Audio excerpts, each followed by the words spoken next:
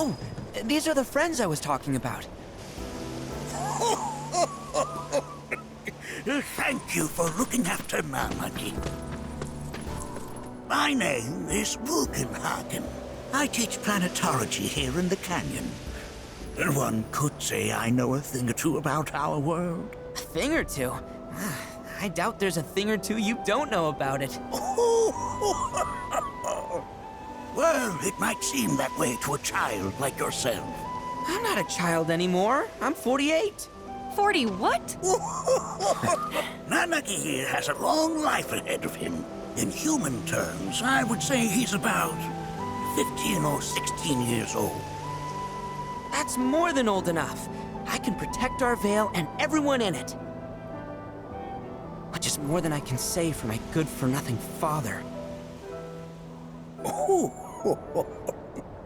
Speaking of the members of our little community, have you announced your return to one and all, Namaki? Not yet. Be right back. But where are my manners? Please, come in and have a look around.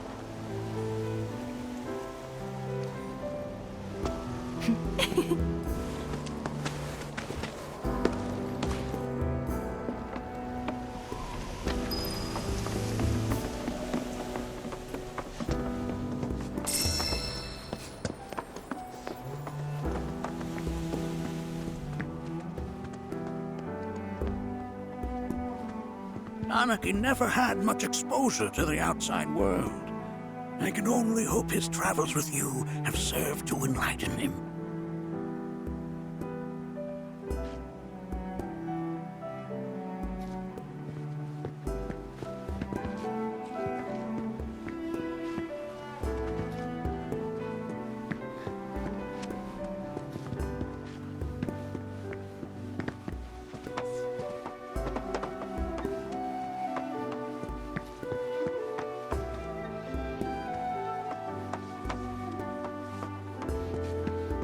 I never thought you could become even more enchanting.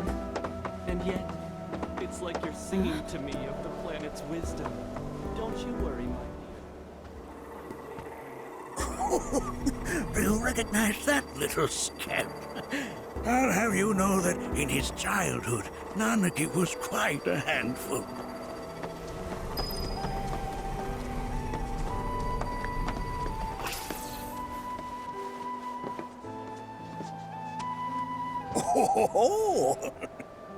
Have my devices piqued your curiosity?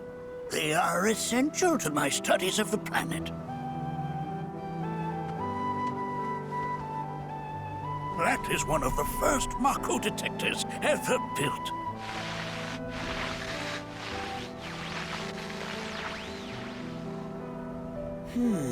Though I suspect it can't detect much now.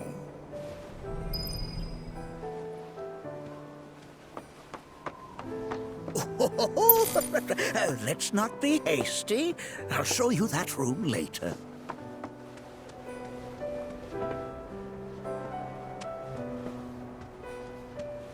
Namaki never had much exposure to the outside world. I can only hope his travels with you have served to enlighten him.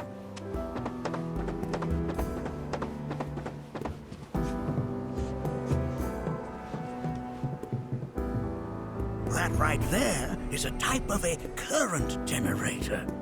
It harnesses the power of the wind to produce new airflows of its own. Perhaps you've encountered them before during your travels.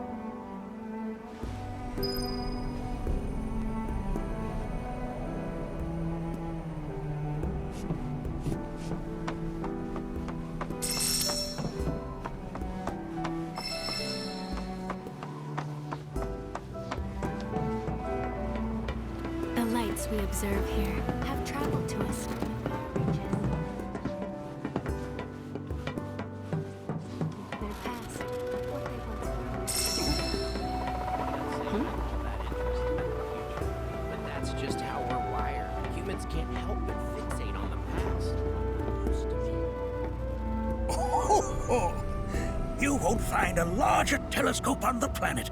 With it, you can see to the edge of the galaxy. There's no better view of the stars than through this scope. But the lens could do with some cleaning. My apologies.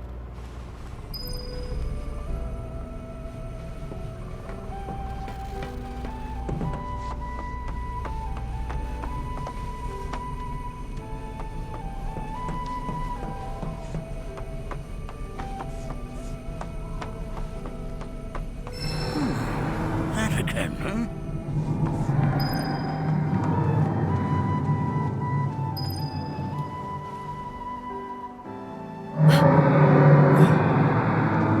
That's... The planet crying out.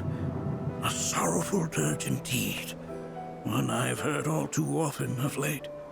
This tubing allows us on the surface to hear the inner voice of the planet. What we just heard didn't come from the planet, though. That was definitely the voice of a weapon. You seem awfully sure of yourself, miss. Because we saw them, with our own eyes. 2, in the Corel and Gungaga reactors. They were loud and huge. A fascinating account, were it true. However, such grand delusions could be a sign of Mako poisoning. Do see a doctor. Excuse me? Oh. Yes. That would do them some good. Judging from everything you've said, the three of you are unfamiliar with basic planetology. But it is never too late to learn. Please, come with me.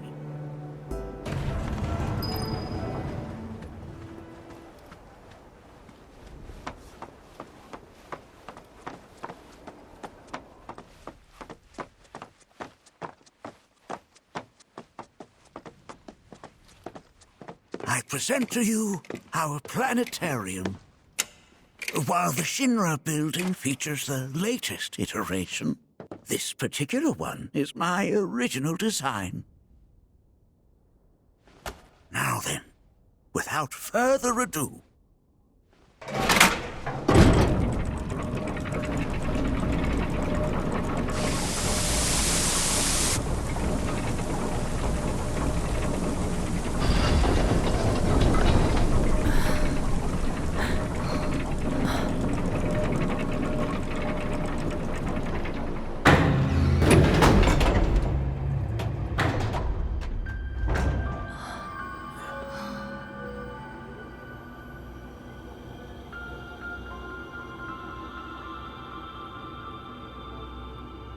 Wow.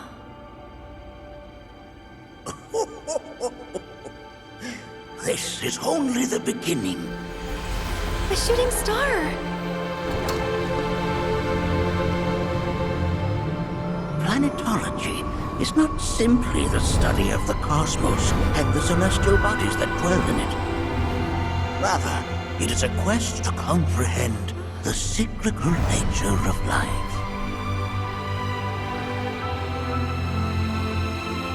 Behold, the planet we call home. It was from its soil, so teeming with life, that mankind was born. And like all living things, man is fated to die. So, what happens next? The body withers and returns to the planet. But what of the mind, the spirit, the soul? Much like its former vessel, it too returns whence it came. To the great river where all intertwine and circle the planet without end. A cycle of continuous convergence and divergence. The ceaseless ebb and flow that is the life stream.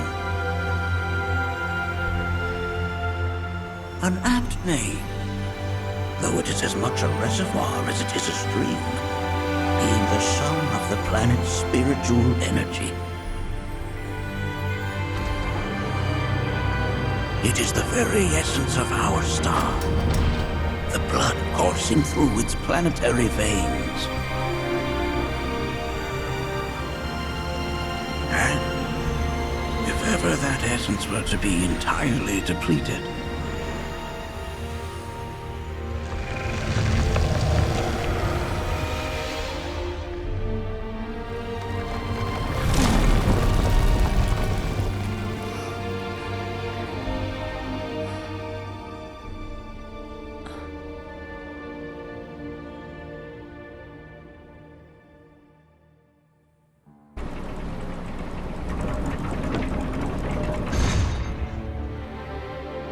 of course, these are but basic principles of planetology. So you're saying that Mako is spiritual energy, which we're using up? Just so. Siphoned from the planet and processed for industry, that energy can no longer fulfill its true purpose. It is fated to fuel man's machinery, then fade away. Okay, but does it actually fade away? I mean, what if it doesn't? What if it just returns to the life stream in a different form? Is that possible? A novel theory, suggestive of a lack of understanding. However, that can be overcome with time and education.